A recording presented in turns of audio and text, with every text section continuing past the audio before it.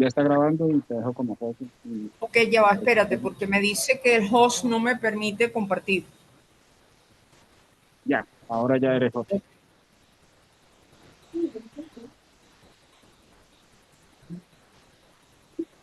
Ok,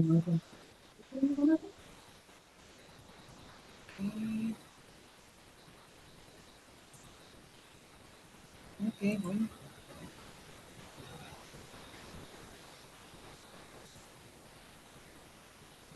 Ok, bueno, buenas tardes.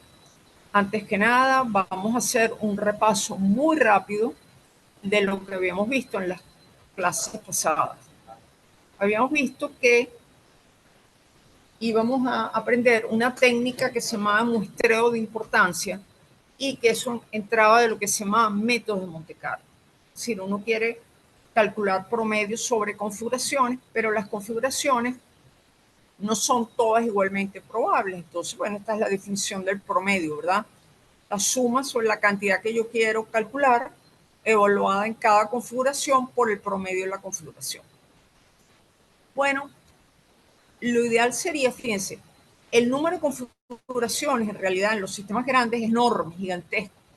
Entonces, pero muchas configuraciones tienen muy poca probabilidad de aparecer. Por ejemplo, en el ensamble canónico, la probabilidad que tiene una configuración de que tiene el sistema está en una determinada configuración viene dado por el factor de Boltzmann, que depende de la temperatura. Proporcional a un factor E a la menos beta, es decir, 1 entre KT por la energía. Por ejemplo, configuraciones con energías muy altas o muy bajas para ciertas temperaturas son muy poco probables. Entonces, hacer este integral, vamos a decirlo así, a lo bruto, sumando sobre todas las configuraciones y calculando los promedios, es muy engorroso, tarda mucho tiempo con computación y puede que sea una gran pérdida de tiempo, porque podemos estar generando configuraciones y configuraciones cuya probabilidad es bajísima, ¿verdad? Entonces no van a influir en nada. Entonces lo ideal sería si tuviéramos una técnica que me genera las configuraciones más probables. O sea, me genera configuraciones con la probabilidad dada. Si yo tuviera una técnica que pudiera ya generar las configuraciones con una cierta probabilidad, calcular los promedios será mucho más fácil porque yo promediaría simplemente sumando la cantidad sobre las configuraciones. O sea, para cada vez que hago una configuración nueva, no tendría que estar calculando la probabilidad que podría ser tener un costo computacional muy grande. ¿Cómo genero yo? Usted dice, ok, ¿cómo genero yo computacionalmente configuraciones que tengan una cierta probabilidad? Bueno, eso se hace haciendo una caminata aleatoria en el espacio de configuraciones, lo que define lo que se llama una cadena de Markov. Ya lo habíamos hablado, esto es un repaso, por eso voy rápido. En la cadena de Markov uno empieza con una configuración inicial, ¿ok? Y una matriz estocástica, es decir, de alguna forma es una regla que me dice cuál es la probabilidad de que en un paso de la transición se vaya una configuración I a la J. O sea, yo empiezo una configuración original y una regla para generar las nuevas configuraciones. Si las cadenas de Markov cumplen o si la matriz de transiciones, vamos a decirlo así, que yo defino, cumple unas ciertas propiedades, ¿ok? Entonces yo puedo asegurar que la cadena de Markov converge. ¿Qué quiere decir que converge? Que después de un número muy grande de configuraciones, las nuevas configuraciones son independientes de la configuración inicial. Eso es crucial, ¿verdad? Porque cada quien empieza con una configuración inicial que le parezca, o sea, el resultado físico no puede depender, ¿verdad?, de cómo yo empecé con la configuración, si cogí una configuración así o el otro cogió otra. En la naturaleza no le importa qué configuración inicial escogió usted, ¿verdad?, cuando está haciendo su cálculo. Entonces, si la matriz de transición está formada, cumple ciertas propiedades, nos podemos asegurar que en límite, es decir, después de muchos pasos, generar muchas configuraciones, la distribución límite, o yo voy a empezar a producir configuraciones que son independientes de la configuración inicial y que tienen la probabilidad P de phi, que es la que yo quiero. Si son promedios térmicos, debe ser la probabilidad de Boltzmann. Y la vez pasada, ¿verdad? Probamos matemáticamente, es muy sencillo, que la cadena de Markov debe de cumplir unas ciertas propiedades para que, como digo, después de un cierto tiempo converja, se olvida la configuración inicial y empieza a generar configuraciones con la propiedad que quiere. ¿Cuáles son las propiedades? Normalización, el sistema siempre llega a alguna configuración de la cadena. Ergodicidad, todos los estados posibles deben ser accesibles desde cualquier configuración. O sea, yo no puedo tener una matriz de configuración, un paso de una configuración a la otra, que haya ciertas configuraciones que no las puedo alcanzar. Entonces el sistema no es ergódico. ¿Ok? Y la última es lo que se llama balance detallado o reversibilidad microscópica. Fíjense,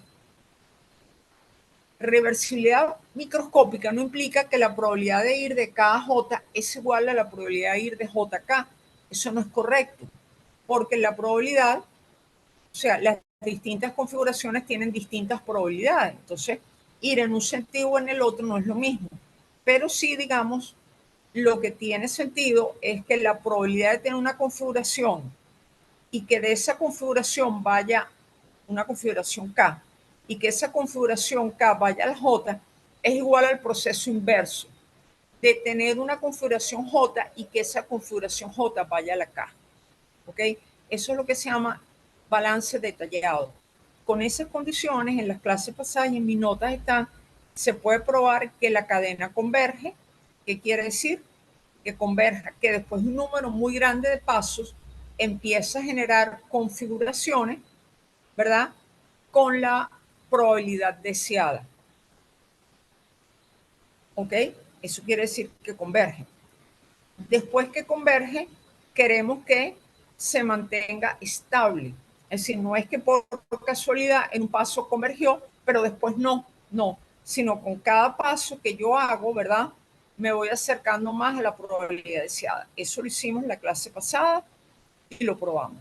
Entonces, bueno, ahora el trabajo que queda es generar, ¿verdad? Algoritmos que cumplan esas propiedades para de allí poder generar configuraciones y hacer cálculos. Entonces, uno de los algoritmos, como yo les mencionaba la otra vez, más populares, más extendidos para generar configuraciones con las probabilidades deseadas, etcétera, es el famoso algoritmo de Metrópolis, que surgió, ¿verdad?, del trabajo de los Álamos, de la gente que estaba trabajando, desarrollando el proyecto Manhattan para desarrollar la bomba atómica, trabajando en problemas de difusión de neutrones, etcétera. A ellos se le ocurrió este algoritmo para simulaciones y es un algoritmo que funciona muy bien. La clase pasada describimos el algoritmo de Metrópolis. El algoritmo es muy sencillo. La matriz de transición, este algoritmo es muy sencillo y satisface las condiciones de la cadena de Markov, como ya lo probamos. ¿Cómo funciona el algoritmo de Metrópolis? Bueno, ustedes definen una matriz de transición. ¿Cómo voy yo de una configuración I a la J? Yo escojo, empiezo con una configuración inicial arbitraria. Supongamos que tengo un sistema de espines, pongo todos los espines en una dirección, los pongo al azar, etc. La configuración inicial es arbitraria. Calculo la energía de acuerdo, ¿verdad?, con el hamiltoniano que tenga ese sistema. Ahora genero otra configuración completamente al azar. Por ejemplo, agarro la primera configuración y le volteo un spin o le volteo muchos spins. Simplemente a partir de la primera genero otra al azar. Ahora voy a calcular la variación de energía. Es decir, la energía de mi configuración inicial, ya la había calculado. Ahora calculo la energía de la nueva configuración. Entonces eso me da delta E, ¿verdad? Y voy a calcular E a la menos beta delta E, donde beta es 1 sobre KT. O una vez que tengo calculado E a la menos beta delta E, voy a escoger un número al azar entre 0 y 1 con probabilidad uniforme. ¿Ok? Entonces, Si ese número es menor que E a la menos beta delta E, acepto la nueva configuración y digo, esta es mi nueva configuración y de aquí voy a seguir. Si R es mayor que E a la menos beta delta E, la rechazo. ¿Ok? Esa es la regla, muy fácil. Calcule la energía. Calcule E a la menos beta delta E. Y ahora escojo un número al azar entre 0 y 1. Si ese número al azar es mayor que E a la menos beta delta E, rechace la configuración. Simplemente usted se queda con la configuración que tenía, va a otro sitio y hace un cambio, ¿verdad? Si R es menor o igual, la acepta. Fíjense que si delta E es negativo, la nueva configuración siempre es aceptada, claro, porque si el delta E es negativo, E a la menos beta por algo negativo siempre es E a la algo positivo, siempre es mayor que 1. Entonces, si delta E es negativo, E a la menos beta delta E siempre es mayor que 1, por lo tanto es mayor que el número al azar, que siempre es menor o igual que 1, ¿ok? Este algoritmo, vean que lo que hace en el fondo es que acepta todas las configuraciones que bajan la energía. Uno dice, bueno, sí, las configuraciones que bajan la energía claramente son las más probables, porque la probabilidad de una configuración es E a la menos beta delta E, ¿verdad? Entonces digo, bueno, tiene sentido. Las configuraciones que bajan la energía son más probables y tiene sentido que yo use esas para calcular mis promedios. Claro, pero por otro lado, yo tengo que aceptar que el sistema puede tener fluctuaciones. Okay, yo no puedo decir simplemente todas las configuraciones que bajen la energía, porque hay probabilidad de que haya configuraciones que aumenten la energía.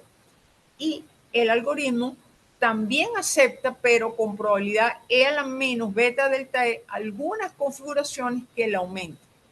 Entonces nosotros probamos la clase pasada, muy sencillamente, que el algoritmo de Metrópolis satisface balance detallado. Obviamente también es ergódico, porque al cambiar las configuraciones al azar, a menos que yo me haya equivocado en el programa, ¿verdad? Puedo generar cualquier configuración. Entonces, este es un algoritmo muy simple que genera configuraciones con la probabilidad deseada. Vamos a hacer un ejemplo. Vamos a imaginarnos el modelo más simple, ¿verdad? Es el modelo Ising de una red cuadrada. Y ustedes dirán, bueno, y vamos a trabajar con el modelo de Ising, si son modelos más viejos. Bueno, no es tan viejo, ¿no? Realmente Ising murió hace unos años.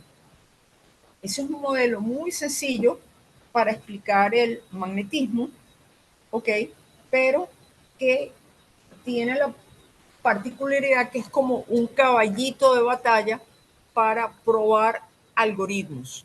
Primero, la particularidad es que es uno de los poquísimos sistemas que le sabemos la solución exacta. El algoritmo de Metrópolis tiene solución exacta en 2 dimensiones, se conoce. Fíjense que es en una dimensión también, por supuesto, que fue lo que hizo Ising. Ya en 3 dimensiones nadie ha logrado resolverlo de forma exacta y creo que nadie está trabajando en eso, porque realmente ahora el interés de la gente es resolverlo numéricamente, porque numéricamente los resultados son tan exactos como uno quiera. Entonces, pero bueno, vamos a ver, a probar de nuevo, ¿verdad? Como yo digo, este modelo de Ising que todavía se aplica muchísimo para muchos casos, vamos a probarlo, vamos a probar nuestro algoritmo en este modelo. ¿Ok? Entonces, el hamiltoniano del modelo de Ising es, tenemos un grupo de espines en cada sitio de una red, ¿verdad? De una red cuadrada, por ejemplo. En cada sitio tengo un spin, ese sub i, que puede valer más o menos 1. Los espines interaccionan entre ellos, pero interaccionan solo los vecinos cercanos. Por ejemplo, si yo tengo una red cuadrada, cada spin interacciona solo con 4 vecinos, de arriba, el de abajo, el de la derecha y la izquierda. Interaccionan, lo más sencillo, con una interacción con un valor constante que es J. Si J es positivo, la interacción tiende a ponerlos paralelos, porque fíjense que en el equilibrio siempre el sistema está en su configuración que tiene menos energía. Cuando ellos están paralelos, si J es negativo, es positivo, la configuración de menos energía es esa, ¿verdad? Pero también pueden estar sometidos a un campo magnético externo, tal que tiene esta forma, menos H S sub I. ¿Ok? Donde H se está asumiendo que es un campo, es la componente del campo en la misma dirección de los espines. Ok, más sencillo, imposible este hamiltoniano, ¿verdad? ¿Cómo le aplico yo ahora? Yo les mandaría de tarea, hagan, resuelvan ese modelo. ¿Qué quiere decir resolverlo? Hay la energía, la magneción promedio, la temperatura crítica. Ustedes saben que los sistemas ferromagnéticos tienen una particularidad que aun cuando no tengan un campo magnético externo, fíjense que aquí el campo magnético externo lo que hace es que los ordena a que ellos se pongan paralelos. Cuando la suma de los S sub I, que es la magneción, el parámetro de orden es máximo, la energía es mínima. O sea que el campo externo lo que hace es ordenar los espines que se forman paralelos. ¿Ok? Entonces, digamos, los sistemas ferromagnéticos tienen la particularidad que aún cuando no hay un campo magnético externo que los obliga, vamos a decirlo así, a ponerse paralelos, ellos tienden a estar paralelos.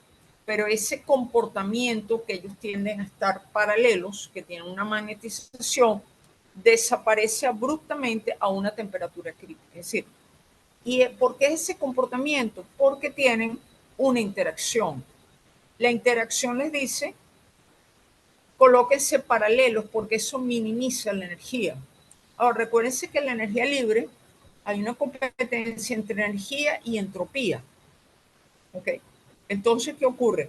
A temperaturas bajas, los espines no tienen suficiente energía para romper la orden de estar paralelos. Ellos están todos paralelos porque eso es lo que minimiza la energía. A medida que yo aumento la temperatura, el sistema tiene más energía y algunos de esos espines que estaban paralelos tienen energía suficiente para voltearse. ¿Ok? Y de repente, abruptamente, a una cierta temperatura, el sistema se desordena. La magneción promedio es cero. O sea, no es que el sistema se va, ¿verdad?, aumentando la temperatura y se va desordenando suavemente. No, hay una transición continua, una transición de segundo orden, ¿ok? Y que viene definida por unos exponentes críticos, etc. Y este modelo tan sencillo explica esa transición, que es una transición física real que sucede en la naturaleza. Pero bueno, vamos a describir cómo aplicaríamos el algoritmo de Metrópolis para resolver este sistema. Es decir, para generar las configuraciones con la probabilidad de Boltzmann. Ok, agarro mi red de espines, pongo, por ejemplo, todos los espines paralelos.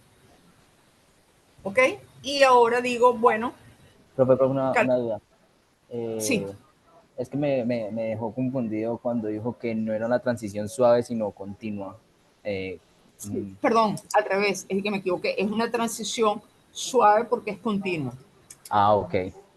Bueno, Listo. suave no, perdón, discúlpame, no. Suave es que uno tendería a pensar que la magneción cae suavemente desde el valor máximo, todos ordenados, y cae suavemente hasta todos desordenados. Realmente no. Ella cae muy abruptamente, pero es continua, es decir, en el sentido que no hay ninguna discontinuidad. Los Como un espines escalón. caen a cero, no es exactamente un escalón tampoco. O sea, ella cae abruptamente, es una caída rápida, pero no es un escalón. Es más, esa caída rápida viene definida por unos exponentes críticos, ¿ok? Que definen matemáticamente este tipo de caídas rápidas. Por ejemplo, la magneción cae como T menos T crítica a la beta, donde beta es lo que se llama un exponente crítico. Ella cae de una forma bastante abrupta, no cae suavemente, pero es continuo porque no hay una discontinuidad. ¿Ok? Eso quizás lo vayamos a ver un poquito después. Yo pensé que ustedes habían visto ya el modelo de Ising, ¿no? Pero bueno, No. de todos modos vamos a irlo, ¿ok? Porque eso es Es Listo. un modelo que se ve, lo primero que uno ve cuando empieza a hacer mecánica estadística, ¿no? Pero bueno, vamos a pensar ahora un poquito en la aplicación del algoritmo de Metrópolis, ¿de acuerdo? Entonces yo digo, bueno, tengo un sistema de espines, los coloco, por ejemplo, todos paralelos, yo los coloco de la forma más fácil y calculo el hamiltoniano de ese sistema, ¿verdad? En ese caso sería muy fácil, sería menos J. ¿Cuántos espines, cuántos productos tengo? Son todos positivos. Cada spin está conectado con 4. Esto sería 4n por J, ¿verdad? Tengo que dividir entre 2 porque si los cuento 4 los estaría contando doble. Sería 2nj menos h por n. Esa sería la energía cuando todos paralelos, ¿ok? Muy fácil. Ahora lo que hago es que escojo un spin al azar. Digo, tengo mi red n por, de n, L por L spines. Escojo un número al azar entre 1 y L por L, ¿verdad? Y ese sitio lo volteo. Esa es mi nueva configuración, ¿ok? En que mi spin está ahora vale menos K. Entonces calculo la diferencia entre la energía final y la energía inicial. Ahora fíjense que yo no tengo que calcular todo. Cuando yo volteo un solo spin es muy fácil calcular la nueva energía. Vean, la energía inicial, ¿ok? El spin K, que fue el que yo volteé, ¿dónde aparece? Él aparece solamente en sus vecinos. Por ejemplo, yo voy a tomar en una red cuadrada, cada spin tiene 4 vecinos, ¿verdad? Arriba, abajo, derecha, izquierda. Ahora, yo voy a dividir, yo siempre voy a contar solamente el de la derecha, por ejemplo, y el de abajo. ¿Por qué? Para no repetir. ¿Ok? Porque si cuento los cuatro spines, cada vez que paso por un spin, los repito. Entonces yo voy a contar como vecino el de abajo y el de la derecha, ¿verdad? En vez de contar los 4 y dividir entre 2, voy a contar. Entonces, bueno, el spin original solamente aparece en este hamiltoniano, en este término, menos J, S sub K, por su vecino, S sub K más 1 es el de la derecha, S sub K más L es el de abajo, vean una red, ¿ok? Los espines, el de arriba y el de abajo están separados por L, menos H por S sub K, ¿verdad? La configuración final. En la configuración final, todos los espines son iguales, excepto el spin K, que fue el que volteé. Sus vecinos, ¿verdad?, quedan iguales. Entonces, yo no tengo que preocuparme de todos los demás espines. Yo solamente tengo que ver cómo se afecta la energía al voltear el spin S sub K. ¿Ok? Entonces, la variación de energía simplemente es la diferencia de estos dos. Es 2J, S sub K, S sub K más 1 más S sub K más L, más 2H, S sub K. Entonces yo simplemente volteo el spin, veo quiénes son sus vecinos cercanos, calculo esto. Primero, cuando yo hago computación, yo trato de trabajar lo menos posible, ¿verdad?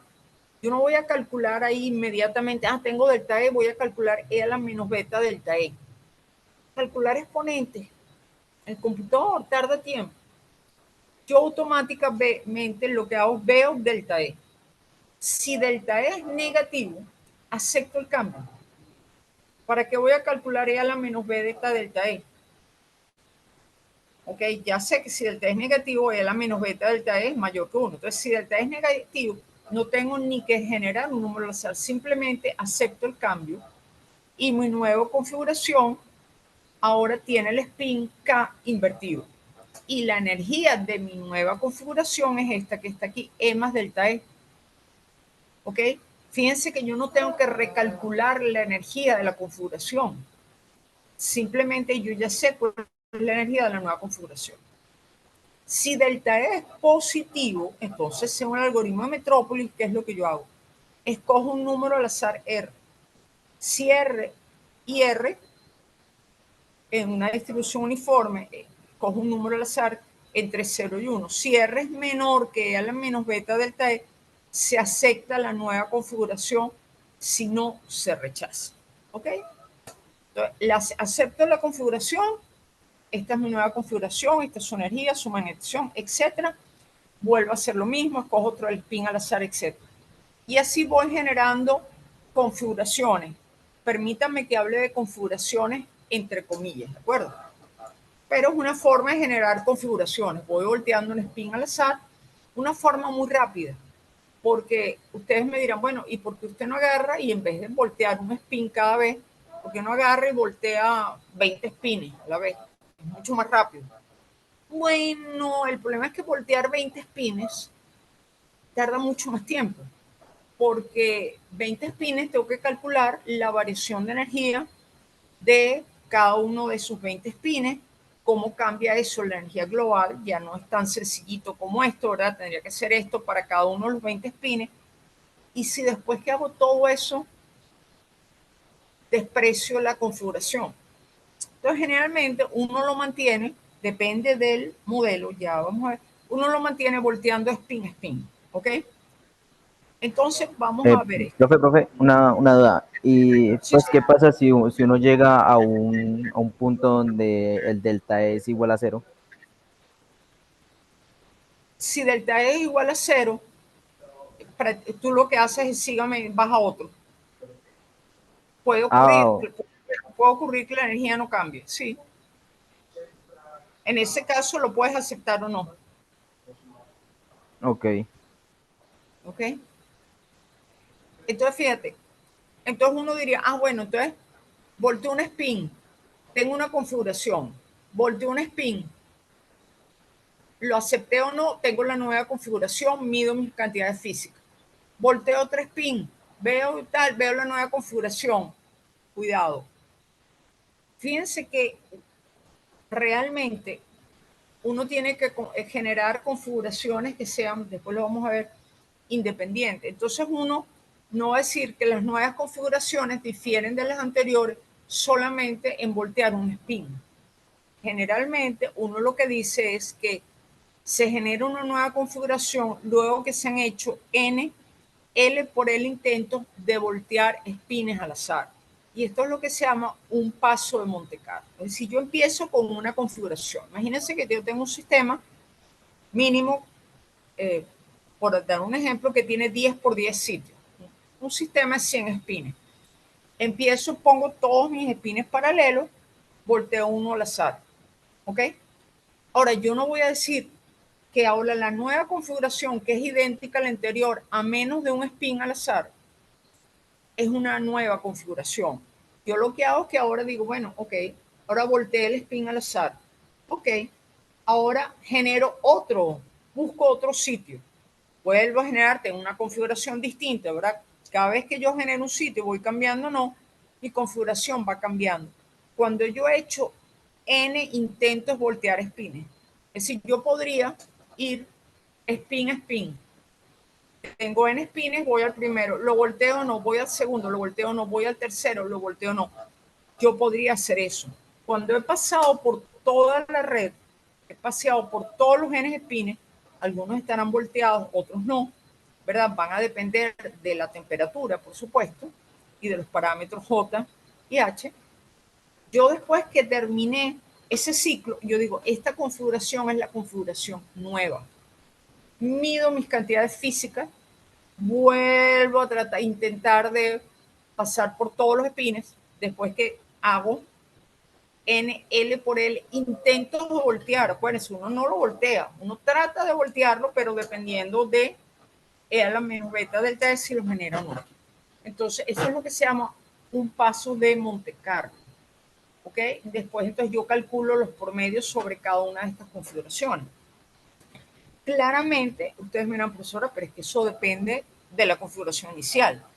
Si yo empecé con todos los spins al azar y cambié uno y tal, pero el otro empezó con los spins todos ordenados y tal, las configuraciones que él va a generar son distintas que las que yo genero, por supuesto. Pero los promedios deberían ser iguales siempre que ustedes esperen un tiempo. O sea, uno lo que no puede es llegar y decir, oh, bueno, puse todos mis spins hacia arriba. El otro dijo, bueno, yo voy a poner los spins todos al azar, cada quien, y genero 1000 configuraciones y genero sobre esas, y promedio sobre esas 1000. Cuidado, porque acuérdense que las cadenas de Markov hay que esperar un tiempo para que ellas converjan, es decir, que se olviden de la configuración inicial. Entonces, ustedes no pueden simplemente empezar con una configuración inicial, ponerse al voltear los espines según esta regla y empezar a medir. Uno tiene que hacer lo que se llama paso de Monte Carlo, que eso lo vamos a ver. ¿Ok? Fíjense que una vez que mi configuración converge, o que es decir, se olvidó de la configuración original, ustedes dirán, bueno, ¿y cuántos pasos tengo que dar? ¿1000 pasos? ¿10.000 pasos? ¿Cuántos pasos son suficientes para asegurarme que mis resultados son los resultados que dependen del sistema a esa temperatura y no depende del sistema inicial? Es decir, yo los pongo a 3 estudiantes y les digo, hagan una simulación de Monte Carlo, calculen la magnetización y un modelo de Ising a tal temperatura, donde J vale tanto y H vale tanto. Uno de ustedes empieza con todos los espines hacia arriba, el otro lo pone uno hacia arriba, uno hacia abajo, y el otro pone la mitad hacia arriba y la mitad hacia abajo. Bueno, si ustedes hacen todo bien, la magnetización promedio por spin le tiene que dar lo mismo a los tres, porque eso es una propiedad física, ¿verdad? Una propiedad de ese modelo a esa temperatura. No puede depender del capricho, ¿verdad?, de cómo empecé yo. ¿Cierto? ¿Qué quiere decir eso? Que si yo aplico el algoritmo de Metrópolis, yo sé que mientras más configuraciones genere yo con esta regla, más se aproxima al equilibrio, converge. Es decir, al principio las configuraciones no van a estar generadas con la probabilidad de Boltzmann, que es lo que yo quiero, ¿verdad? Porque van a depender de la configuración inicial. Uno lo que hace en estos casos es que uno va calculando, empieza a calcular la magnetización. Les va a dar cualquier cosa, ¿verdad? El que empezó con el sistema todos paralelos le da una cosa, el que empezó con el sistema todos al azar le da otra cosa, etc. Pero después de que ustedes ven los pasos y empiezan a dar pasos y pasos de Monte Carlo, ustedes ven que el sistema como que se estabiliza. Ah, mira, ahora la magnetización ya se estabilizó, ya no brinca para arriba y para abajo. Y esa estabilización le debe dar igual a los tres, porque quiere decir que la cadena ya converge, es decir, se olvidó de la configuración inicial. Una vez que está pasando eso, quiere decir que yo ya estoy generando configuraciones con la probabilidad que yo quiero, que es la probabilidad de Boltzmann, que es la probabilidad de que un sistema, ¿verdad?, a la energía T esté en una configuración, perdón, a la temperatura T esté en una configuración con cierta energía. Entonces ahora yo puedo calcular el promedio, simplemente yo genero MC, cierto número de configuraciones, ciertos pasos, por ejemplo, 1000 pasos de Monte Carlo. Acuérdense, cada paso de Monte Carlo son NL por L intentos de voltear espines, ¿ok? O sea que si ustedes tienen un sistema 100%, un paso de Monte Carlo requiere 1000 intentos de voltear espines. Eso es un paso de Monte Carlo y esa es una configuración, ¿ok? Perdón, un paso Monte Carlo, exacto, requiere 100%, esa sería una nueva configuración. ¿Ok? Entonces lo que hago yo simplemente promedio sobre la cantidad física que quiero medir, magnesium o energía, en esas 1000 configuraciones que yo generé. Yo no le pongo el E a la menos beta delta E, que me llevaría muchísimo tiempo calcularlo. ¿Por qué? Porque mi algoritmo me asegura que las configuraciones ya están generadas con la probabilidad de Boltzmann. Imagínense lo que me ahorro, porque a alguien se le puede decir, bueno, profesora, pero es que yo empiezo a hacer configuraciones al azar, calculo E la menos beta delta E y lo voy sumando. Oye, si yo agarro las configuraciones y las volteo al azar, calcular E a la beta delta E, calcular la variación de energía cuando yo muevo un montón de spin, me tarda muchísimo tiempo en el computador. Y la mayoría de esas configuraciones ni siquiera son poquísimamente probables, ¿ok? Entonces, digamos, este método es muy poderoso. Ahora, vamos a ver algunas ventajas y desventajas de este tipo de algoritmo. Bueno, el algoritmo de Metrópolis es muy valioso cuando yo tengo hamiltonianos con interacciones locales. ¿Qué quiere decir interacciones locales? Que cada partícula interacciona solo con unos pocos vecinos. Por ejemplo, el modelo de Ising, cada spin solo interacciona con 4 vecinos. ¿Por qué en este caso el algoritmo de Metrópolis funciona muy bien? Porque el cálculo de la variación de energía luego de voltear un spin es rapidísimo. O sea, yo simplemente digo, bueno, ¿quién es el spin de arriba? El de abajo y ya está. Si lo volteo, o sea, calcular eso rápido. Es más, yo puedo hacer al principio, cuando uno ya tiene una cierta experiencia, hago una tabla. Porque digo, claro, cada spin está relacionado con la suma de los vecinos. ¿Cuánto puede valer la suma de los vecinos? Si están paralelos vale 2, si están antiparalelos, si están paralelos vale 2 o menos 2, y si están antiparalelos vale 0. Hay muy pocas variaciones, ¿verdad? Yo puedo hacer una tabla. Entonces, en ese cálculo, el cálculo de la variación de energía luego voltear un spin es muy rápido. Y entonces el algoritmo es muy rápido. Yo voy variando espines y muy rápidamente yo me paseo por los n espines del array y genero una nueva configuración.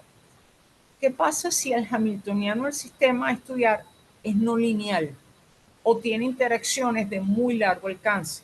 O sea, en vez de tener interacciones a primeros vecinos, yo tengo un hamiltoniano que interacciones a segundos, terceros, cuartos, quintos vecinos, etc.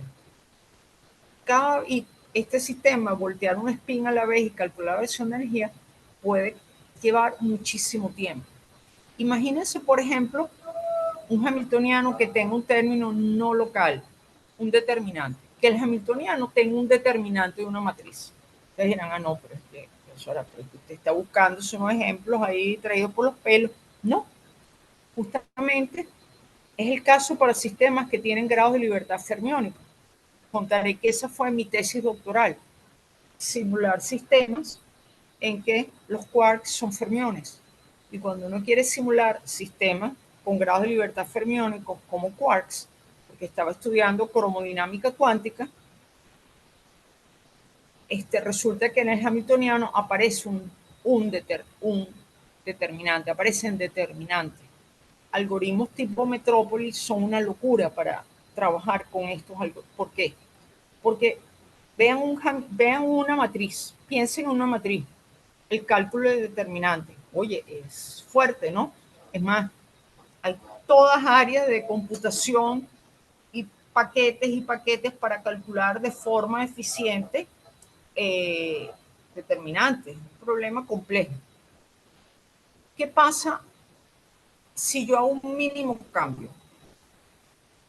Un mínimo cambio en este sistema, que el hamiltoniano tiene un determinante, y el más mínimo cambio que yo hago, tengo que recalcular la energía, es decir, el determinante, porque el determinante es altamente no lineal, no es como el caso anterior. Ah, bueno, si yo volteo un spin, realmente yo no tengo que calcular la energía nueva de todo, porque ese spin solo ve a los dos vecinitos.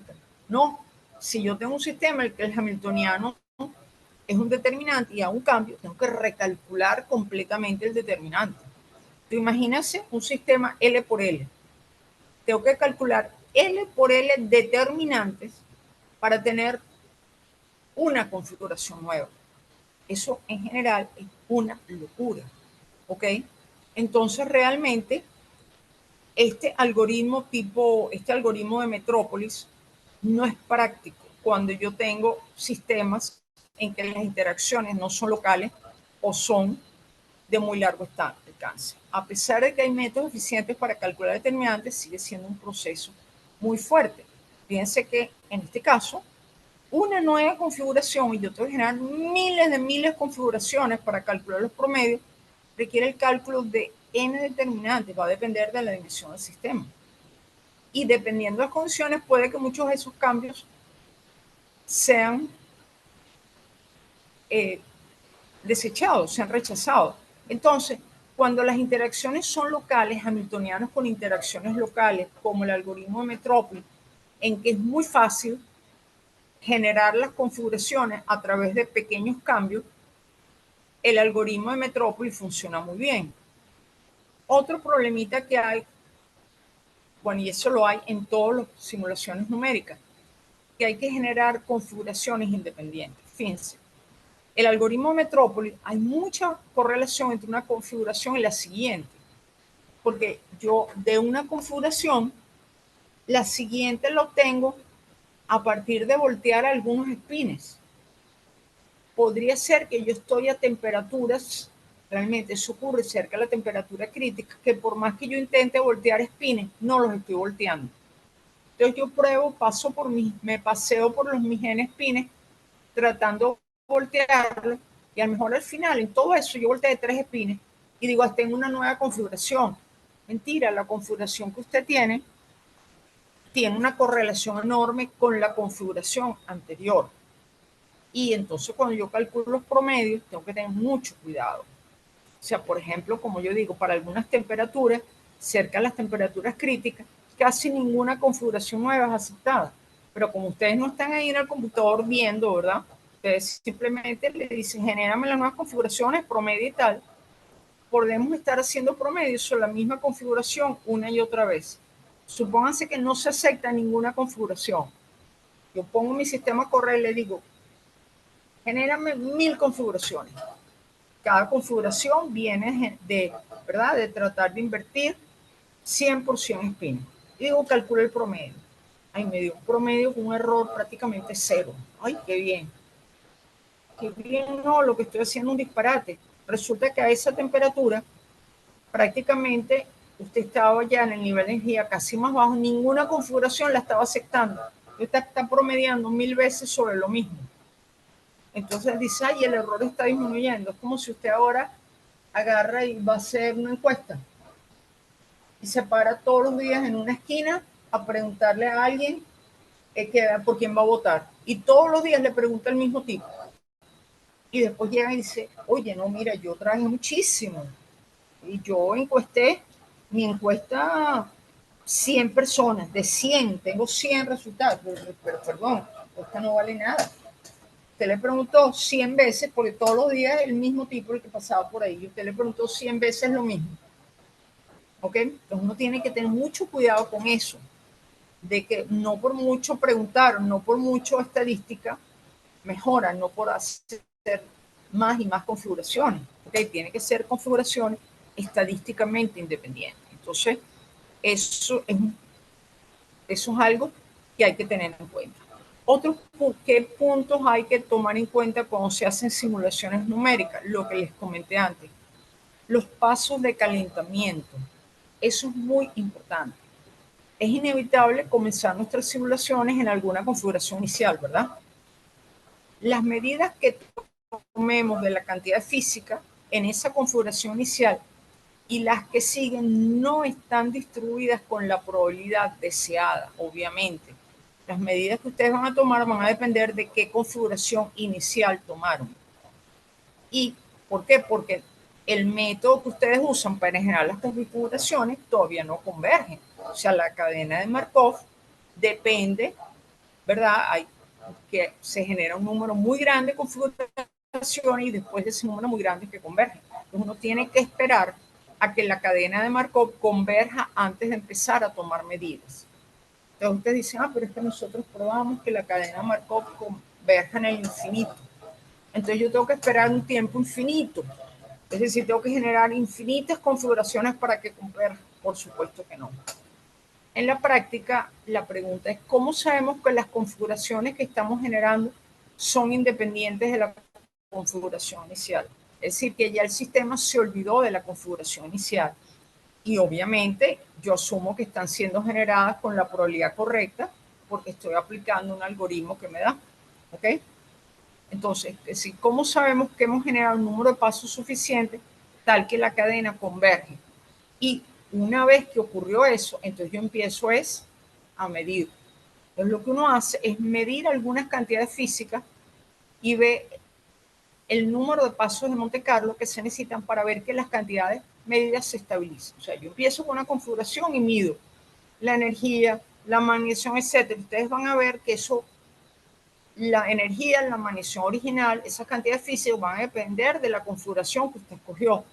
Son 3 personas, van a obtener resultados completamente distintos porque escogieron configuraciones distintas. Ahora, a medida que empiezan a aplicar el algoritmo, esas configuraciones cantidades físicas empiezan a fluctuar y los tres van a ver que cada uno de ustedes, sus cantidades se estabilizan alrededor del mismo valor. O sea, los tres van a tener el mismo valor dentro de las barras de error.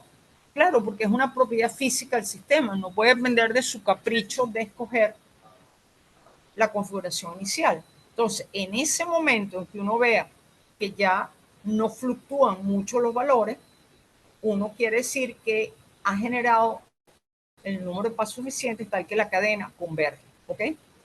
Estos pasos que se necesitan para que el sistema alcance el equilibrio son los llamados pasos de calentamiento. Ustedes ven cuando la gente hace simulaciones o cualquier paper que uno ve de simulaciones, dice, se generaron tantos casos de calentamiento, warming steps, y después se tomaron las medidas sobre tantos promedios. Entonces, para los promedios, solo se deben de tomar en cuenta configuraciones obtenidas después de estos pasos. Una vez que el sistema está estabilizado, entonces es que yo empiezo a medir promedio. Todas las cantidades que yo medí antes no las tomo en cuenta. Eso es muy importante. Después hay algo que también es importante cuando yo hago promedios o estudio sistemas grandes, que son los famosos efectos de tamaño finito. Aquí no está la ñ. La mecánica estadística funciona para sistemas macroscópicos, ¿verdad? Un sistema de 3 partículas, primero, ustedes se habrán dado cuenta que ustedes cuando uno empieza a estudiar física, ingeniería, empieza a hablar de sistemas clásicos, ecuaciones de Newton, etcétera, etcétera. La temperatura no aparece nunca. Pero cuando empiezan a hablar de estadística, a todo el tiempo hablando de temperatura, de presión, claro, porque en temperatura es un concepto macroscópico. O sea, 3 partículas, ¿qué concepto, qué definición, qué sentido tiene hablar de la temperatura de las 3 partículas o hablar de promedio? Ahí no hay estadística, ¿verdad? Ahí no hay fenómenos colectivos. La mecánica estadística se utiliza para estudiar sistemas macroscópicos del número de grados de libertad, partículas, etcétera, es enorme, del orden del número de Avogadro, que es 10 a la 23. Ahora, en la práctica, ¿verdad? Yo no puedo meter en un computador sistemas del orden del número de Avogadro. A pesar que los computadores nuevos son rapidísimos y todo, yo no puedo hacer eso. Todos ustedes miran, y entonces, ¿cómo lidiamos con ese problema? Bueno, vamos a hablar de eso después. Después vamos a hablar de los efectos de tamaño finito. Uno trata de estudiar un sistema suficientemente grande, poner condiciones de borde periódicas, etcétera, pero tengan pendiente eso, ¿no? De que yo en una simulación yo solamente puedo estudiar sistemas relativamente reducidos. Y el otro caso que también tengo que tomar en cuenta cuando yo hago simulaciones numéricas es el cálculo de errores. Las cantidades medidas con estos algoritmos Monte Carlo son promedios estadísticas sobre configuraciones. Entonces, es fundamental que tengamos un estimado del margen del error cometido. Entonces usted dice, bueno, muy fácil, pues ahora si yo tengo 5 medidas y yo digo, bueno, midan tal cosa, ustedes toman 5 medidas, ¿verdad? Calculan la desviación estándar y ese es el error. ¿Cuál es el problema, profesor? Calcular errores es trivial. No es tan sencillo como calcular la desviación cuadrática media. ¿Por qué? Porque el error se calcula como la desviación cuadráticamente si las medidas son independientes. O sea, imagínense que ustedes quieren medir algo y tienen personas con distinta capacidad visual, vamos a decirlo así, quieren medir algo. Entonces, no es lo mismo que ustedes le digan, tomen a 5 personas y le digan, mire, calculen la cantidad, la medida de esto, calculen esta medida, y después yo hago un promedio, ¿ok? Que le digo a la misma persona, calcule 5 veces la medida. En el primer caso, yo confío más en la medida. ¿Por qué? Porque las medidas, o yo confío más en el error que estoy calculando. ¿Por qué?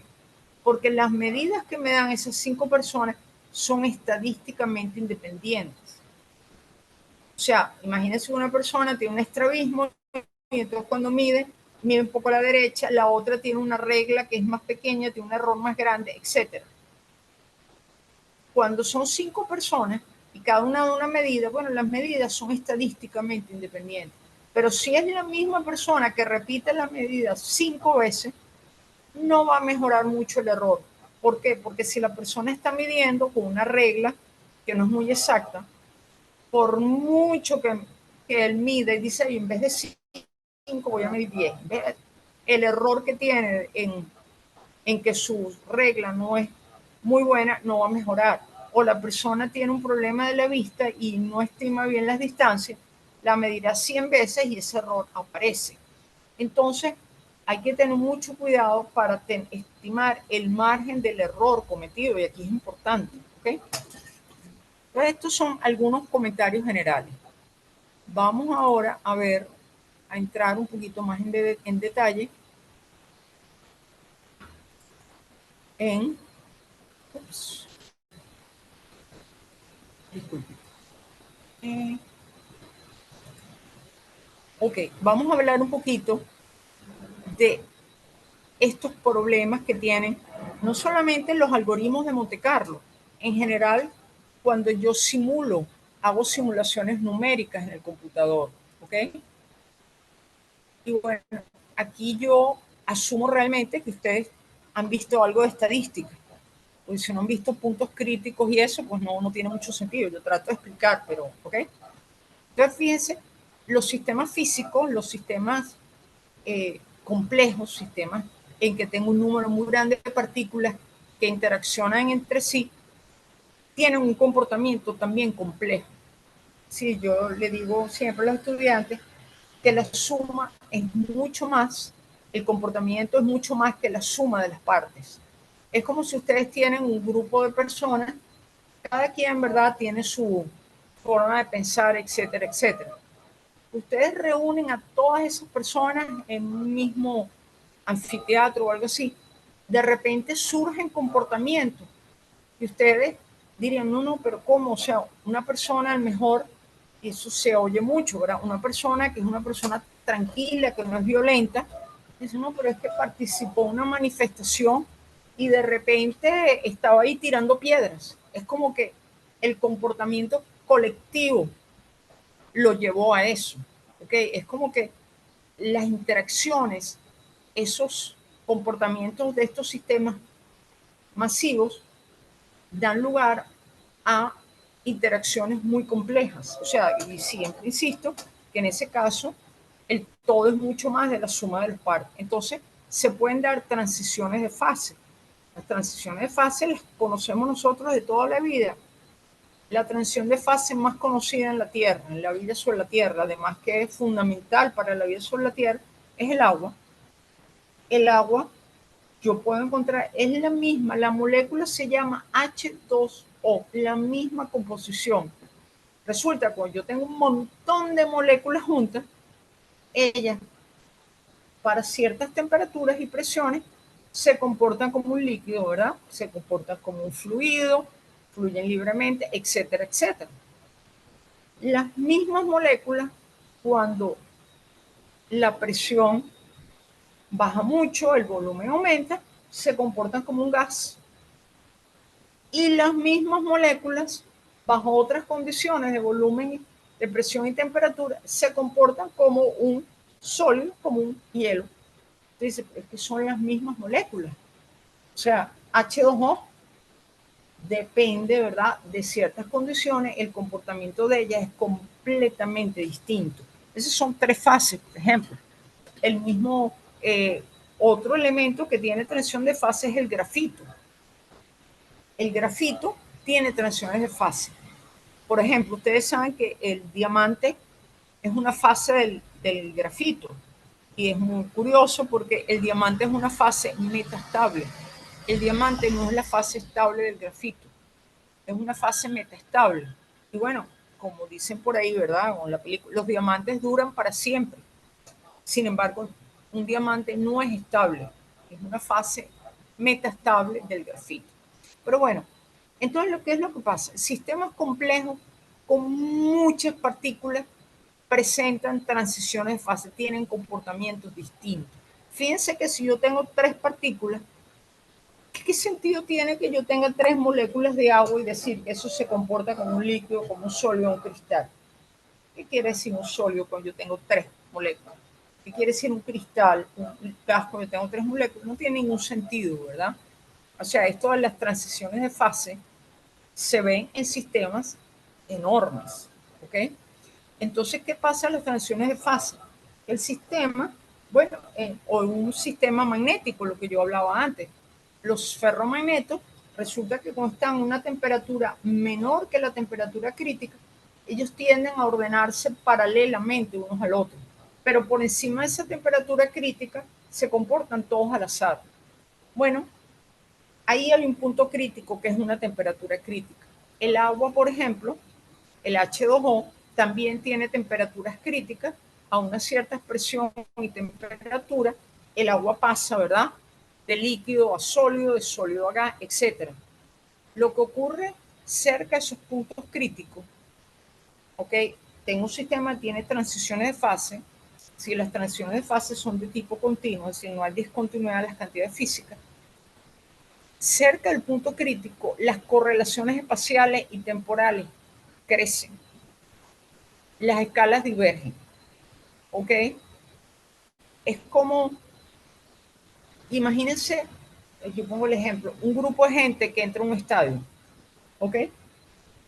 Y, digamos, la gente entra al estadio y supongamos que la mitad de gente es de los Leones y la otra mitad es de, no sé, las Águilas del Zulia. Vamos a suponer que entran. Al principio, ellos entran al azar, ¿ok? Y están colocados todos al azar.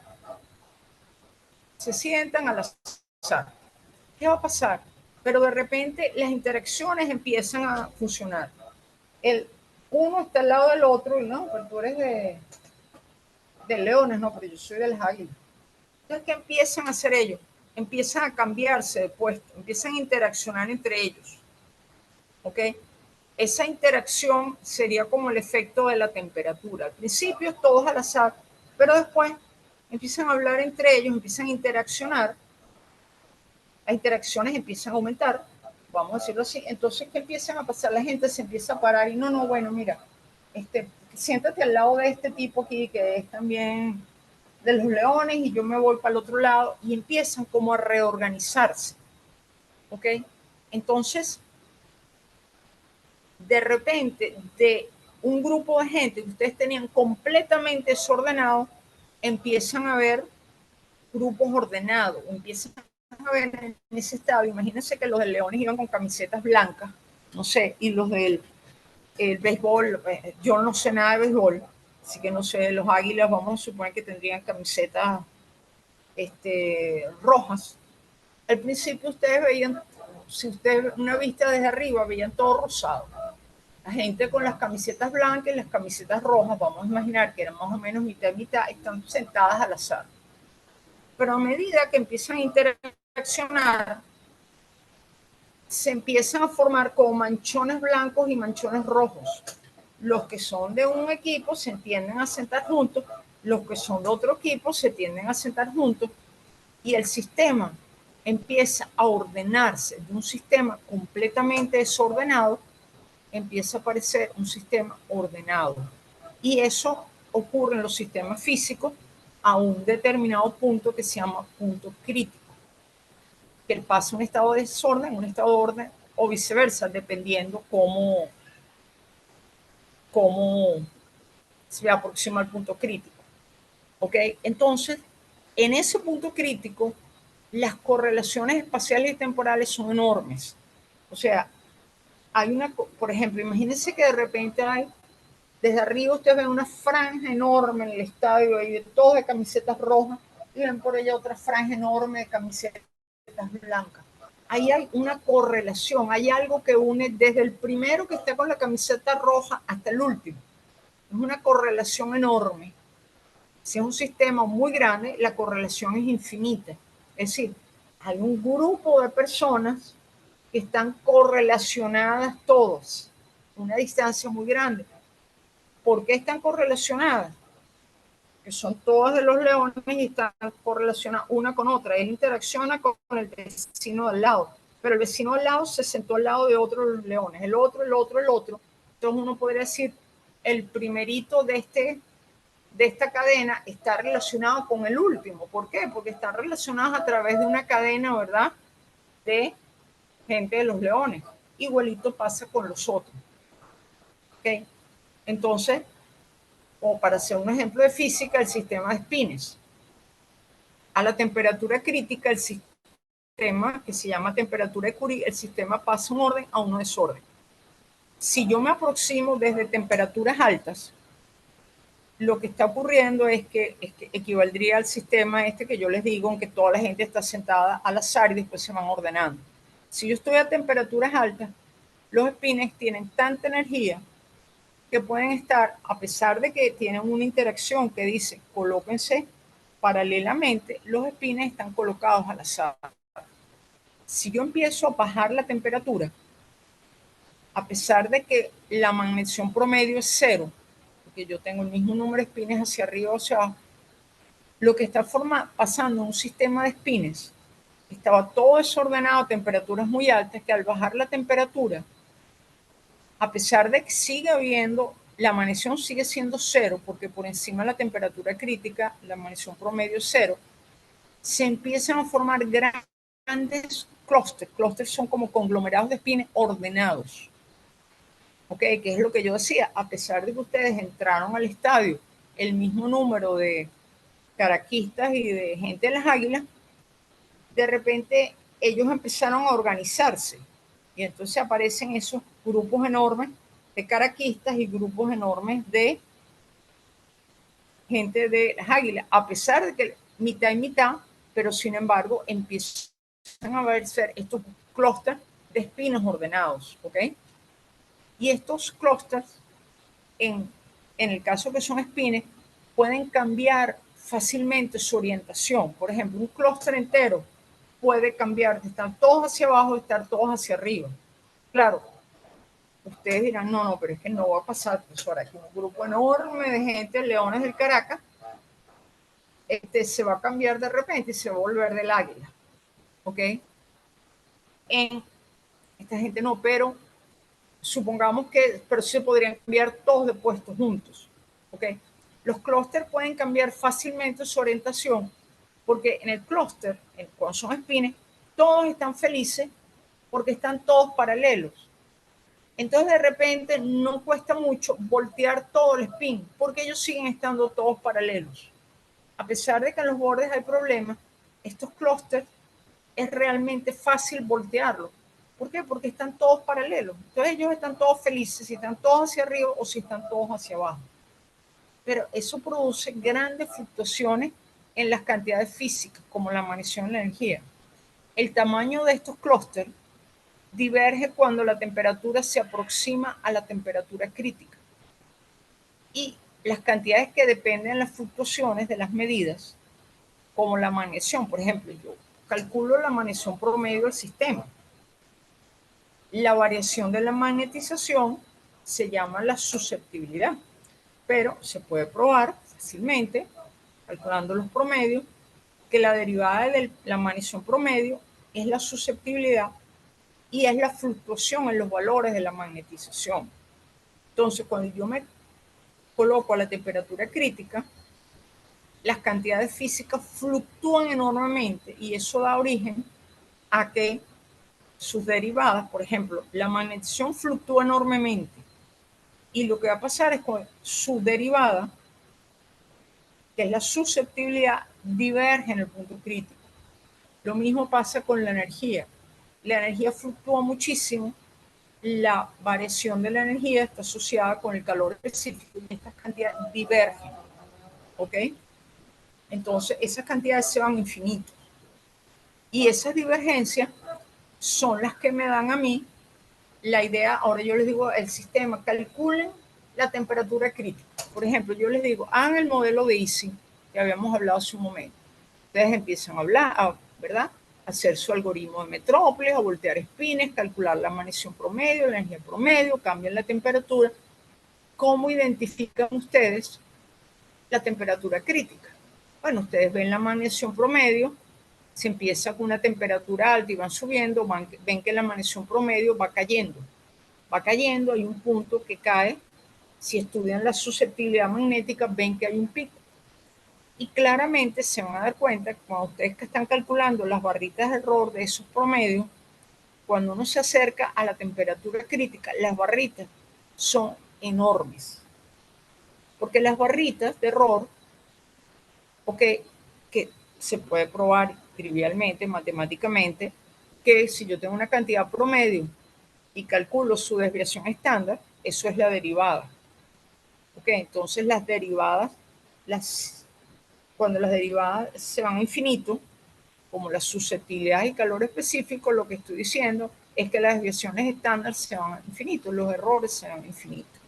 Y entonces cuando uno ve unos picos en la susceptibilidad y pico en el calor específico, dice, ahí no está el pico, esa es la temperatura crítica.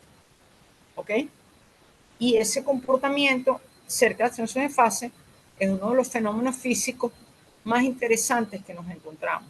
Ahora, el problema está en que yo digo, el calor específico diverge, la susceptibilidad diverge. Ajá, ¿qué quiere decir que diverge? Que se va a infinito. Digo, pero en mi sistema, mis barras de error nunca se me van a ir a infinito. Las barras de error no se van a ir a infinito. ¿Ok? ¿Por qué no se van a ir a infinito? Porque mi sistema es finito. O sea, yo nunca voy a tener barras de error enormes ni voy a ver infinitos en un computador. Ahora, ¿qué pasa?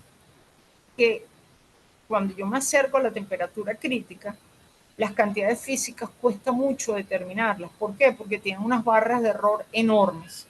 Porque eso es justamente lo que está señalando que hay una transición de fase. Entonces, el auge de los métodos Monte Carlo es de gran interés al estudiar estos fenómenos cerca de la criticalidad. Pero irónicamente, lo que ocurre, a pesar de que estas fluctuaciones enormes, que yo empiezo a ver grandes barras de error, picos en el calor específico, tiene un pico, la susceptibilidad tiene un pico, esas fluctuaciones permiten identificar los puntos críticos. Pero por otro lado, los errores, porque entonces las cantidades físicas tienen grandes errores, impiden calcular con precisión las cantidades críticas. Entonces, tengo que tener mucho cuidado y eso es lo que se llama critical slowing down. ¿Ok? ¿Qué quiere decir eso? Vamos a ver. Los errores estadísticos disminuyen con el número de mediciones. Entonces, en principio, cerca de los puntos críticos, como digo, bueno, pero cerca de los puntos críticos la barra de errores son muy grandes porque hay muchas fluctuaciones.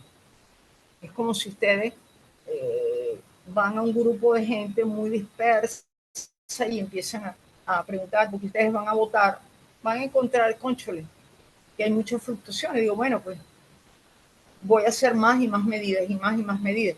Si ustedes hacen más y más medidas en grupos de gente que no está muy decidida, por más medidas que hagan, no van a mejorar. Es un poquito que uno dice, los errores estadísticos disminuyen con el número de mediciones.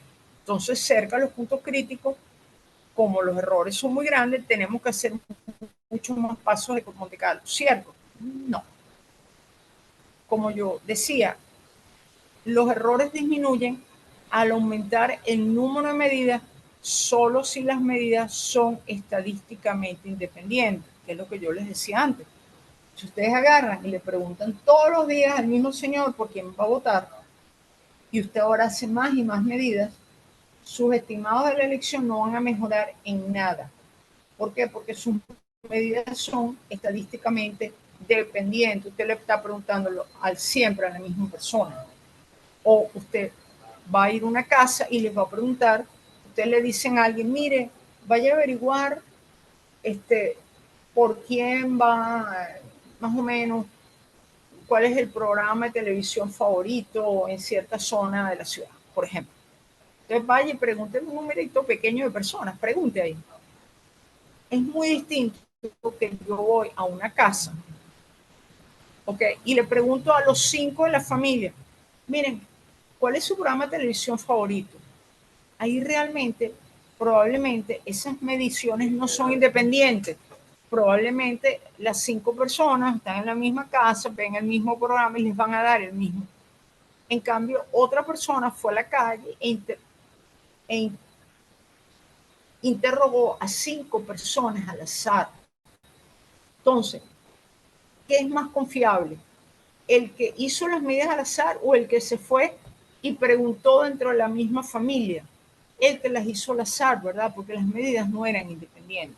Entonces, hay que tener mucho cuidado de que simplemente haciendo más medidas no disminuimos los errores. Y eso pasa mucho cerca de los puntos críticos. ¿Okay? ¿Qué ocurre cerca de los puntos críticos? Hay algo que se llama la función de relajación, que me dice la correlación temporal entre dos medidas de una cantidad. Yo quiero saber qué correlación hay entre dos medidas separadas por un tiempo. Es como, yo quiero decir, saber, por ejemplo, supóngase que la opinión de una persona cambia en el tiempo. Y yo quiero saber, bueno, cuánto tiempo va a tardar la persona en cambiar su opinión. ¿Un año? Bueno, depende del punto, ¿verdad? Pero puede tardar un año, 2 años, 3 meses, 6 meses. Entonces yo mediría lo que se llama la correlación temporal, la correlación entre la opinión que la persona tiene este tiempo y la opinión que tenía al tiempo original, ¿verdad? Y eso me va a dar una medida de cómo cambia su opinión en el tiempo. Bueno, eso es lo mismo. La función de relación me dice la correlación temporal entre dos medidas de una cantidad. Yo mido la cantidad m, la mido un tiempo t y un tiempo original. ¿Ok?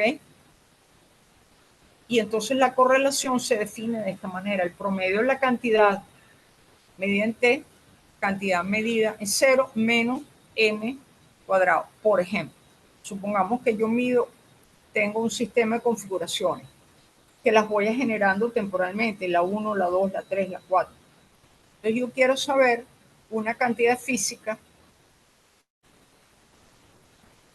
medida en una configuración, después de cuántas configuraciones que yo generé, esa cantidad física ya no depende. Por ejemplo, yo mido la energía en una configuración y yo quiero saber, después que yo generé 5 configuraciones, la energía de la nueva configuración tiene alguna relación con la que yo empecé. Bueno, yo lo que mido es la energía de la 1, la comparo con la energía de la sexta, ¿verdad? Están separadas 5. La energía de la 2 con la energía de la 7, la de la 3 con la energía de la 8, etc. Empiezo a calcular la función de correlación entre medidas separadas 5 pasos. Eso me va a dar la función de correlación. ¿Ok? En general, para tiempos muy largos, la correlación disminuye de forma exponencial. ¿Ok? Si con el tiempo ha pasado mucho, la correlación disminuye como es la T sobre tau. O sea, que si yo mido la correlación entre una medida tomada aquí y una medida tomada 100 pasos más adelante, o 1000 pasos, o 10.000 pasos, eso disminuye de una forma exponencial, dependiendo de un factor que se llama el tiempo de correlación. Resulta que cuando T tiende a T crítico, la correlación diverge, no disminuye, simplemente es enorme. Se ajusta a la temperatura crítica, todas las cantidades están relacionadas. Es como si a una etapa de su vida llega un momento de su vida o cierta edad que usted ya no cambia de opinión. ¿Ok? Entonces, el tiempo correlación está relacionado también con la longitud de correlación espacial. No solamente una correlación temporal entre una medida que se toma ahora y una medida que se toma en el tiempo. También una correlación especial entre una medida tomada en un sitio y una medida tomada a tal distancia. ¿Ok? Entonces, el tiempo de correlación está relacionado con la longitud de correlación especial. Cuando nos aproximamos a la temperatura crítica, la correlación especial también diverge y diverge con unos ciertos exponentes críticos. Fíjense que es interesante que el exponente hay ciertos exponentes como la longitud de correlación Z, que me dice cómo diverge la longitud de correlación cuando yo me aproximo al punto crítico. Si cuando yo me aproximo al punto crítico, todos están relacionados con todos. tenía estos clústeres, ¿verdad? En que desde el primero hasta el último están todos correlacionados entre ellos. ¿Ok? Es decir, que cuando esta cantidad, la longitud de correlación, va como T menos T crítico a la menos nu. Fíjense que es a la menos nu. Esto es un exponente crítico, pero es negativo. O sea que cuando T tiende a T crítico, esto diverge. ¿Cómo diverge? Con este exponente. ¿Ok? Resulta que el tiempo de correlación, es decir, cómo están relacionadas dos medidas del tiempo, en el punto crítico, diverge con un exponente que se llama z nu. Casualmente, el z no es un exponente universal.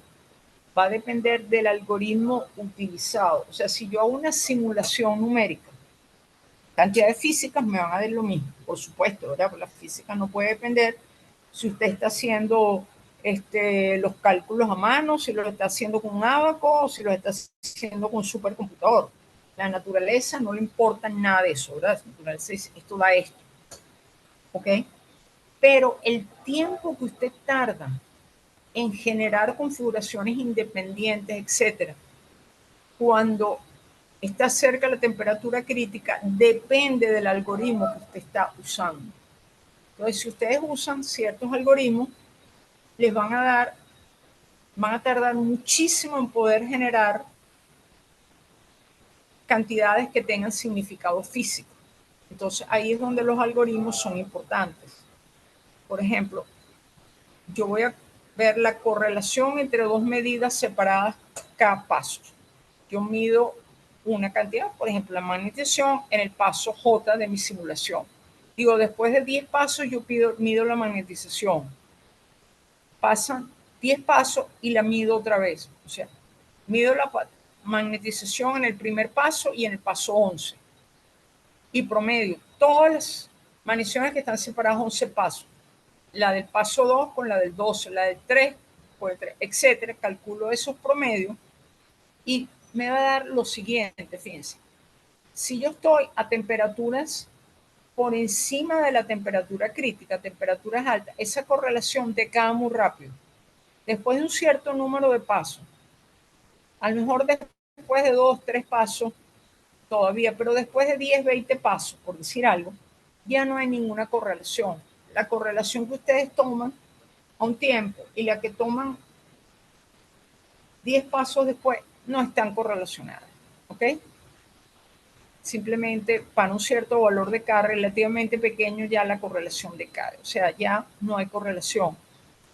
Cuando ustedes se aproximan a la temperatura crítica y hacen esta medida, la correlación ven que se está haciendo bastante más grande. Cuando están a la temperatura crítica, la correlación es prácticamente infinita. Aquí esta gráfica es bastante mala. Lo que ocurre es que la correlación va decayendo muy, muy lentamente y prácticamente solo decae en infinito. O sea, cuando ustedes están a la temperatura crítica, ustedes dicen, pero es que yo mido medidas separadas 10 pasos, en medidas de separadas 100 pasos y medidas separadas 1000 pasos y todavía encuentro que hay correlación. Eso le identifica a ustedes la temperatura crítica. Y eso es lo que se llama en mecánica, en estas simulaciones, el proceso critical slowing down. Generar configuraciones independientes, que son las que me sirven bien para calcular promedio, es muy difícil, porque las configuraciones están todas relacionadas entre ellas. Entonces se hace, el proceso computacional se hace muy lento, se enlentece. Esa palabra creo que no existe en español, cuando uno se aproxima al punto crítico. Entonces, cuando uno se aproxima al punto crítico, la longitud de correlación se hace cada vez mayor. Es muy difícil generar configuraciones estadísticamente independientes porque el sistema contiene islas en que los espines están alineados. Para generar configuraciones distintas es necesario invertir gran número de espines de la isla. ¿Ok? Es como si ustedes quieren hacer cambiar la opinión cuando ustedes entran al estadio, la gente está al azar, todo desordenado. De repente, unos hablando con otros, no, mira, pero los Leones del Caracas, realmente, mire, en esta temporada los Águilas están jugando mejor y tal. De repente es posible que alguna gente cambie de opinión al interactuar con otra. Ahora, ¿qué pasa una vez que todos los del caraquistas están, ¿verdad? Todos juntos y todos los otros están a otro lado? No, ¿quién va a cambiar la opinión ahí? O sea, el caraquista está rodeado de puros caraquistas que están, no, mira, esto es mejor. Solamente los que están en el borde de esos grupos que interaccionan podrían cambiar. Eso es lo mismo que pasa con los sistemas de spinning. Los spins se empiezan a ordenar paralelamente en bloques, en esos grandes clústeres, y entonces imagínense cómo funciona el algoritmo de Monte Carlo. Genero un spin al azar, trato de voltearlo para ir generando nuevas configuraciones. ¿Qué pasa? Ese spin de ese clúster está rodeado de puros spincitos paralelos a él. Él está feliz ahí. La probabilidad de voltearlo es bajísima. Entonces, el algoritmo de Metrópoli allí es muy poco eficiente porque yo voy buscando spins, pero una vez que se han formado estos clústeres, la probabilidad de voltear un spin es bajísima. Claro, funciona el número al azar, pero realmente yo voy y no genero spin, entonces siempre estoy con la misma configuración. ¿Ok? Entonces, el algoritmo este de Metrópolis que he descrito tiene una ventaja muy grande, como yo decía. Al voltear solo un spin, calcular el cambio de energía del sistema es muy fácil, porque el hamiltoniano es local. El cambio de energía, ¿se acuerdan? Habíamos dicho, era facilísimo. Soplar y hacer botellas. Pero como este algoritmo se voltea sobre un spin a la vez, es un algoritmo que tiene ese parámetro dinámico, ¿se acuerdan de cómo variaba la correlación? Es muy alto. Entonces el problema de critical slowing down es muy serio. Cuando yo me acerco a los puntos críticos, que es donde yo quiero calcular las cantidades físicas, me encuentro que el algoritmo se hace muy lento porque yo trato de voltear spin, de generar configuraciones nuevas y siempre cargo con la misma configuración, no puedo voltear. Entonces hay otros algoritmos con exponentes dinámicos mucho más pequeños. ¿Ok? Ok, entonces yo les estoy dando aquí un panorama como muy general de cómo funcionan, dándoles una idea de los errores y los problemas que se van a encontrar, ¿no? Por ejemplo, el otro caso que habíamos hablado era el análisis de datos. Pues yo estoy haciendo cálculos en el computador, ¿verdad? Y no es lo mismo que cuando yo estoy haciendo un cálculo numérico, esto me da tanto y me dio tanto. Cuando yo calculo promedio sobre configuraciones, como yo no puedo generar todas las configuraciones, no puedo hacer cálculos exactos, yo voy a tener errores. Los errores van a depender, por supuesto, de cuántas configuraciones yo generé, ¿verdad? Si las configuraciones son estadísticamente independientes o no. En general, cuando uno analiza datos, las fuentes de errores vienen de tres lados. Uno son lo que se llaman errores sistemáticos. Los otros son errores de tipo estadístico y los otros vienen de que el sistema es finito. ¿De dónde vienen los errores sistemáticos? Los errores sistemáticos vienen cuando uno hace aproximaciones en los algoritmos. Por ejemplo, yo les digo, resuelvan esta ecuación, una ecuación diferencial. Resuelvan esta integral. Y ustedes dicen, bueno, yo no la sé resolver de forma exacta, profesor. Bueno, resuelvan con el computador. Pero no les estoy diciendo a un paquete, resuelven ustedes. ¿Qué hacen? Bueno, usan algún algoritmo, ¿verdad? Para resolver, discretizan esa ecuación. Si es una, por ejemplo, si es una integral, empiezan a dividir el intervalo integral en cantidades pequeñitas, ¿verdad? Calculan la función, la promedian, etc. Yo le digo ahora, mira, hágame esta integral que no sé hacer, lo primero que se me ocurre en el computador es eso, ¿verdad? Pero ahí yo estoy discretizando. Supónganse que yo le digo a ustedes, mire, calcúlenme la integral numéricamente de x al cubo, bueno, esta es integral es trivial, ¿verdad? Calculen la integral de x al cubo de x entre 0 y 3, pero calcúlenla numéricamente. Bueno, ¿qué es lo primero que uno hace al oeste? Dice, bueno, yo divido el intervalo entre 0 y 3 en pedacitos de 0.1, calculo x al cubo en 0, más x al cubo en 0.1, más tal. y promedio. ¿Ok? Me va a dar un valor. El que está al lado tiene una computadora muchísimo más rápida. Y dice, yo voy a dividir el intervalo entre 0 y 3 en intervalitos de 0.0001. Y entonces hoy ya voy a hacer 10.000 pasos más, pero me va a dar un valor mucho mejor, ¿verdad? Eso se llama, ahí uno está cometiendo errores sistemáticos. El error que está haciendo el que discretizó en 0.1 va a ser mucho mayor que el error que el que hizo 0.001, ¿verdad? ¿Ok? Entonces, esos errores son sistemáticos, que son, generalmente ocurren cuando uno hace aproximaciones en los algoritmos. En los algoritmos Monte Carlo, en general, estos errores no son relevantes, porque yo no calculo cantidades por discretizar. Yo calculo cantidades generando configuraciones y promediando sobre configuraciones. Entonces, cuando uno hace simulaciones de Monte Carlo, generalmente no comete errores sistemáticos. Ahora, pero comete errores estadísticos. ¿Por qué? Porque uno no genera todas las configuraciones del sistema. Yo tengo un sistema de miles de partículas y tiene muchísimas configuraciones. Yo no genero todas las configuraciones y después promedio con la probabilidad. ¿Ok? Uno no genera todas las configuraciones porque no puede. O sea, no hay computador que pueda generar todas las configuraciones. Solamente genera un conjunto de ellas y calcula promedio.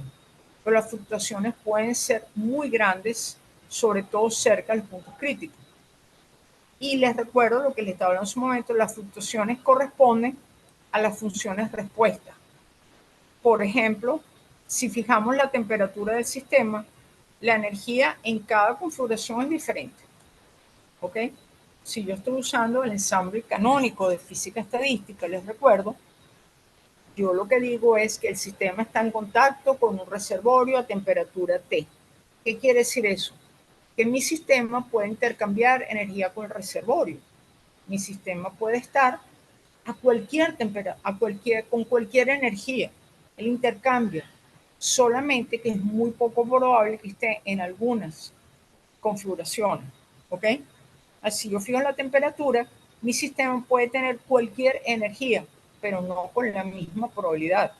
Entonces, las diferencias en el promedio, el calor específico, que es la derivada de la energía promedio respecto a la temperatura, si yo derivo la función energía promedio, es un ejemplo trivial en física estadística, si yo derivo la energía promedio respecto a la temperatura, eso es el calor específico.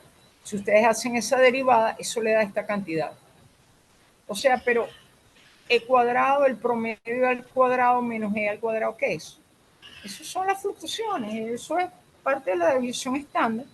Lo que yo les decía, si yo me aproximo al punto crítico, los errores se hacen enormes. Y eso implica que estas cantidades divergen. Las fluctuaciones de la energía están relacionadas con el calor específico y la fluctuación de la magnificación, por ejemplo, con la susceptibilidad. Entonces, cuando yo estoy cerca del punto crítico, los errores estadísticos son enormes, porque las cantidades fluctúan mucho.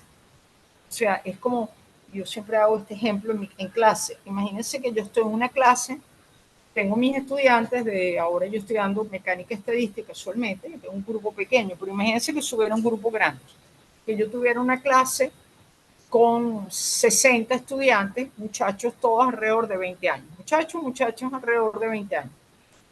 O bueno, vamos a poner un grupo más pequeño, vamos a suponer que yo tengo una clase de 15 estudiantes, ¿ok? Casi todos muchachos 18, 20 años.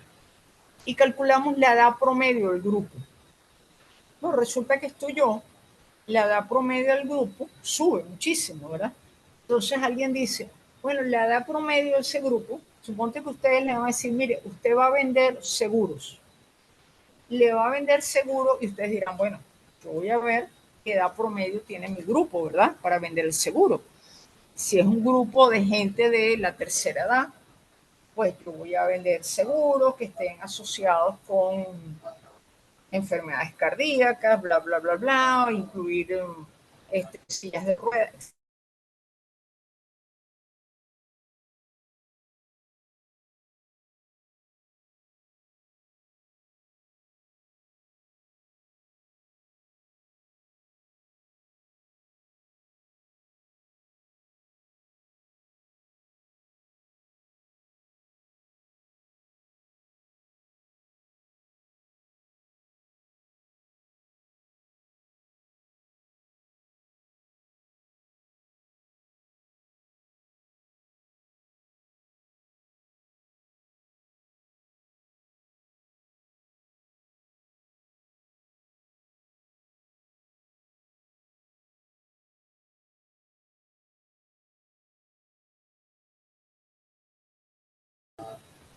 En ese salón hay un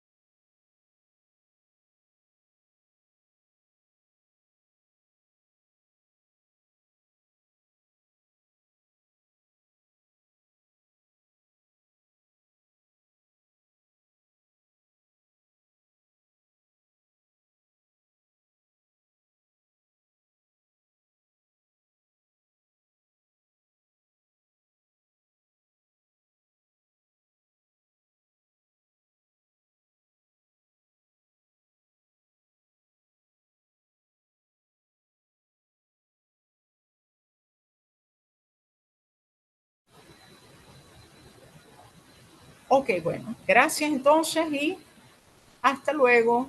Chao.